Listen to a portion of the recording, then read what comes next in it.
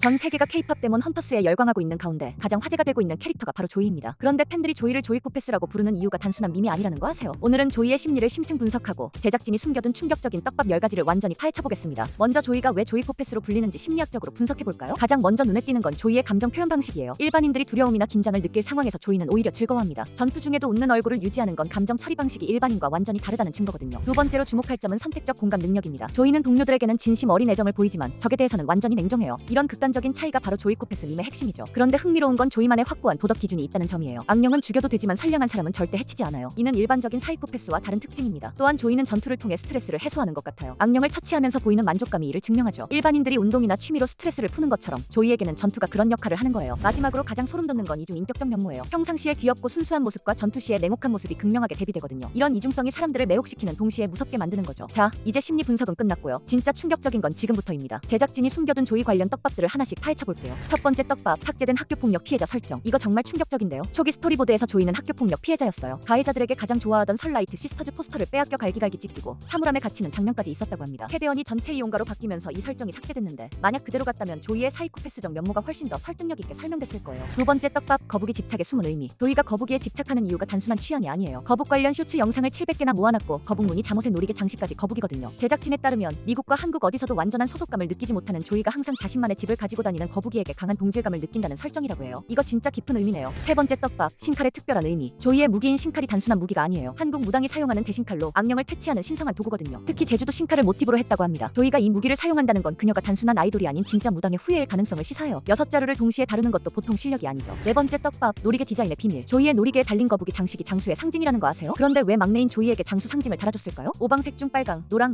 파랑 세 색상으로 균형을 맞추고 바지에 착용한 건 현대적 감각과 여성의 활동성을 강조한 거라고 하는데 혹시 조이가 다른 멤버들보다 오래 살아남을 운명인 건 아닐까요? 다섯 번째 떡밥, 미스터리와의 운명적 연결. 조이가 미스터리의 얼굴을 보고 내 스타일이라고 한순간이 단순한 취향 표현일까요? 미스터리는 삽살개 형태의 악령인데 삽살개는 전통적으로 악기를 쫓는 동물이거든요. 조이와 미스터리는 퇴마와 악령이라는 숙명적 대립 관계인 거예요. 그런데 조이가 그 얼굴을 보고 매혹되었다가 바로 죽여버리는 모습, 이거야말로 진짜 조이코패스의 면모 아닌가요? 여섯 번째 떡밥, 양손잡이의 숨은 뜻. 조이가 펜을 쓸 때나 무기를 쓸 때 양손을 번갈아 사용한다는 거 눈치채셨나요? 심리학적으로 양손잡이는 뇌의 좌우 균형이 일반인과 다르다고 알려져 있어요. 이게 조이의 특수한 감정 처리 능력과 연관이 있을 수 있습니다. 논리와 감정을 동시에 처리할 수 있는 특별한 능력 말이에요. 일곱 번째 떡밥, 작사 능력의 진짜 의미. 조이가 팀의 작사를 담당하는데 하웨스단 가사를 데뷔 전부터 쓰고 있었어요. 이거 정말 이상하지 않나요? 혹시 조이가 미래를 예견하는 능력이 있는 건 아닐까요? 아니면 이미 헌터로서의 운명을 알고 있었던 걸까요? 버뱅크에서 혼자 있을 때 이미 가사를 쓰고 있었다는 게 너무 의미심장해요. 여덟 번째 떡밥, 팔찌의 정체. 조이가 항상 차고 있는 팔찌가 단순한 액세서리가 아닐 수 있어요. 해외 팬들 사이에서는 인슐린 펌프라는 루머도 있었지만 실제로는 헌터의 힘을 제어하는 장치일 가능성이 있어요. 조이의 힘이 너무 강해서 평상시에는 제어 장치가 필요한 건 아닐까요? 그래서 전투할 때와 평상시의 모습이 그렇게 다른 거고요. 아홉 번째 떡밥, 설라이트 시스터즈와의 연결고리. 조이가 설라이트 시스터즈의 열렬한 팬인 이유가 단순한 동경이 아닐 수 있어요. 초기 스토리보드에서는 조이가 설라이트 시스터즈의 앨범을 들고 헌터의 무기를 들고 있는 장면도 있었다고 하거든요. 혹시 조이의 가족 중 누군가가 설라이트 시스터즈와 관련이 있는 건 아닐까요? 아니면 조이 자체가 설라이트 시스터즈의 후계자로 선택받은 존재일 수도 있고요. 마지막 열 번째 떡밥, 진짜 정체성의 비밀. 가장 충격적인 떡밥은 조이의 진짜 정체성이에요. 한국계 미국인이라고 하지만 한국어를 너무 자연스럽게 구사하고 한국 문화에 대한 이해도가 비정상적으로 높아요. 혹시 조이가 처음부터 헌터가 되기 위해 특별히 훈련받은 존재는 아닐까요? 아니면 조이 자체가 인간이 아닌 특별한 존재일 수도 있어요. 이 모든 떡밥들을 종합해보면 조이코패스 밈이 단순한 우연이 아니라는 걸 알 수 있어요. 제작진이 의도적으로 조이를 복합적인 캐릭터로 설정했고 겉으로는 귀여운 아이돌이지만 속으로는 강력한 헌터로서의 본능을 가진 인물로 만들었거든요. 특히 삭제된 학교폭력 설정을 보면 조이의 사이코패스적 면모가 단순한 성격이 아니라 과거의 상처에서 비롯된 방어기 될 가능성이 높아요. 그래서 더 인간적이고 매력적인 거죠. 해외에서도 조이의 이런 면모에 열광하고 있어요. 레딧에서는 프로페셔널 사이코패스라고 부르며 감정과 업무를 완벽하게 분리할 수 있는 능력자로 해석하고 있고 트위터에서는 조이의 전투 장면들이 계속 화제가 되고 있어요. 특히 조이는 두 번 묻지 않는다라는 밈까지 생겨나면서 조이의 결단력 있는 모습이 전 세계적으로 사랑받고 있습니다. 조이코패스 현상은 단순한 인터넷 밈을 넘어서 현대 사회가 원하는 새로운 여성상을 보여준다고 할 수 있어요. 겉으로는 사랑스럽지만 속으로는 강하고 감정적이면서도 이성적이며 순수하지만 현실적인 이런 복합적인 매력이 전 세계 사람들을 사로잡은 거거든요. 앞으로 캐대언 시리즈가 계속된다면 이 10가지 떡밥들이 어떻게 풀릴지 정말 기대됩니다. 특히 조이의 과거와 진짜 정체성에 대한 비밀이 밝혀지면 조이코패스 밈도 완전히 새로운 의미를 갖게 될 거예요. 여러분은 이 떡밥들 중에서 어떤 게 가장 충격적이었나요? 그리고 조이의 진짜 정체성이 뭐라고 생각하시나요? 댓글로 여러분의 생각을 들려주세요.